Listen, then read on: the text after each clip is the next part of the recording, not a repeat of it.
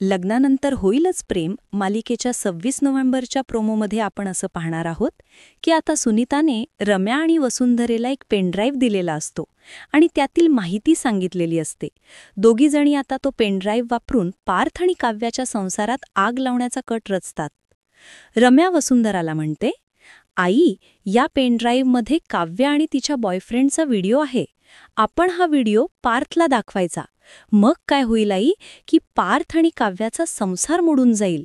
मग माझा रस्ता रिकामा झाला पार्थसोबत लग्न करण्याचा. या व्हिडिओमुळे पार्थ आणि काव्याचं नातं खरंच तुटणार का, हे पाहणं महत्त्वाचं ठरणार आहे. दुसरीकडे नंदिनी तो विकलेला हार परत घेण्यासाठी त्या व्यक्तीला म्हणजे वेदांतला भेटायला येते. त्याच ठिकाणी वेदांतचे आईवडील देखील उपस्थित असतात.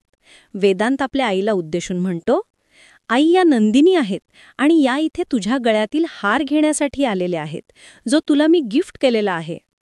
हा हार पाहून नंदिनीला आनंद होतो. तिने विकलेला हार परत मिळण्याची आशा तिला वाटते. नंदिनी वेदांच्या आईकडे पाहते. तिला आनंद झाला आहे, परंतु आता ती पुढे काय आणि कसं बोलणार याचा विचार करते. पुढील भागाची उत्सुकता.